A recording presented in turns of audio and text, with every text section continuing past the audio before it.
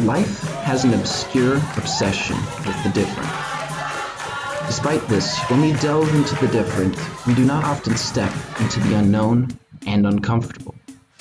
As a result, the more obscure, the more divergent, and the more different, while still observed, are rarely understood or experienced. This includes the differences from our second home of Salvador, Bahia, Brazil, and the United States of America. From the first steps of the Europeans on the sand, to the interaction with those already inhabiting the land, to the explorers and the riches they did demand, and the control of the Africans with each whip in hand. That statement alone could apply to either country. But that is where similarities end, for within similarities, you will find differences. Both Americans and Brazilians seem to have confidence. Brazilians have ginja, whereas Americans have confidence more descriptive to determination, grit, pride, and drive. Both have a royalist defect and lead the colonies to independence, but they have completely different stories. Differences, essentially, are what enrichen our world, and we must embrace them. There is obvious differences, such as the US not having a queen, aka Beyonce has nothing on the Clara Ramos, but the societies have a striking difference. America is focused on material and appearance, while Brazil is focused on expression and experience. Brazil showed me the subject I'm most interested in is life, how it interacts, the intricacies within, and intellect. But upon returning to the States, I couldn't love like they do in Brazil. Brazilians at heart are expressive. Kissing on the cheek is an act in itself more honest with the internal feeling of a person than a halfway hug and pat on the back. Feelings are not as openly expressed or as easy to detect in American society.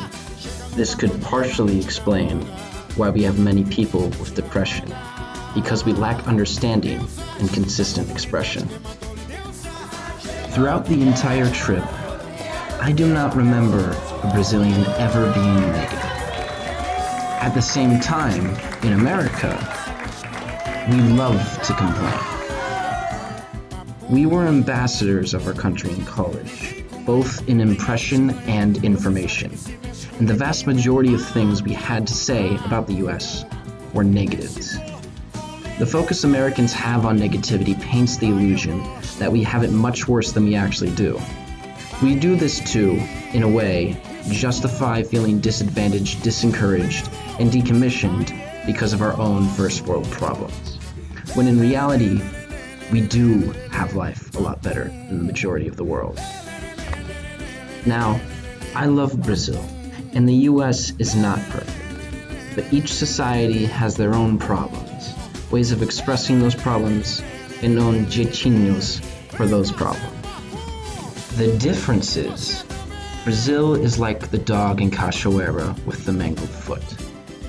Brazil, despite its flaws, continues to remain happy, have its tongue dangling to the side, and play with the other pooches. Each member of our group saw the dog hobbling along at their own time, and after the initial shock, tried to avoid eye contact and ignore the dog, because we were focused on the negative appearance instead of its expression and experience. And that's what I've always told myself, that I wanted to focus on experience throughout life, that I wanted to experience all that life has to offer. Yet, how much have I really experienced? I've lived in one state for 13 years of my life and went down the same roads for the majority of it. Even when we are in new experiences, we tend to gravitate to the familiar. So, to all of you, in self-reflection, did you really dive in and observe the wonders at the bottom of the well? Swim around and observe its walls and outlets until you resemble the raisin?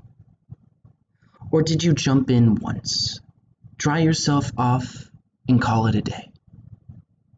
All that potential for experience, and you left it to the size of a pitiful puddle. We were in Brazil for less than 3 weeks, and we were uncomfortable and still let loose at times. But it was not to the potential we could have had. It's not a small world. The world is enormous and astronomically intricate. It's your world that's small. We have access to a world so vast and detailed, yet we spend the majority of our time staring at black boxes, whether portable pocket pixels or large lounge light brights. Digitized distraction on display at every turn, keeping our eyes focused and our minds and experiences narrowed. But my phone jammed. And because of this, I was able to leap and not be bound, diving into the well of wealth and wonder in what was around me. At Aranbepi, I knew the waters could get strong south of the hotel, but that didn't stop me from jumping in and enjoying the wave. If we never test the water, we don't know if it's the tide for us. Doing something uncomfortable and different now and figuring out the details later grants more treasures than doing nothing at all. While I love Bahia with my whole heart, the outcome wasn't a Damascene. It was direction orientation, but from which I will no doubt driblando dastardly to my destination of no dead ends. But you can't have an end without a beginning, and our initial jump happened far earlier than the breaking of the surface. Brazil didn't start once we stepped in Salvador. Not leaving the plane in Sao Paulo, not crossing the border mid-flight, nor meeting with the UNL group to embark on our journey. It began with a thought, a click, and a decision to commit. That is when the mind started to drift into fantasy, when it was enticed by appetizing lectures beforehand, and when context was gifted within paperback cover. Throughout the weeks, we constantly kept track of how long we had left, leaving the ending of our trip a focus since the start. But even on that fateful day, it didn't feel like it should end, or even like it did end. Truth is, Brazil doesn't end with the teary goodbyes to your mother, the farewell of our first friend, and the last viewings of the Bay of All Saints. It doesn't end. Brazil becomes integrated into you and your life. It may pop out in moments, or it may be you being more free to be who you are to be. Share.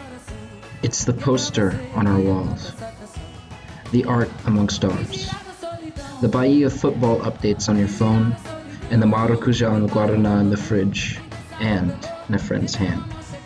Because it extends beyond you and into the reach of others. It's meant to be shared in sodas, shared in smiles, shared in your soul reinvigorated to go the extra miles. Shared in the same feeling of sweet saudade of a special few for Salvador. And in that saudade, in that extra mile, I found there wasn't a start for me either. Brazil felt like me. A reflection.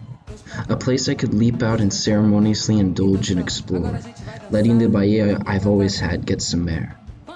Now that I've engulfed that air, brush the breeze, I cannot, in any good sense, keep him on leash. For there are uncomforts to uncover, dance floors to decorate, and depths to be discovered.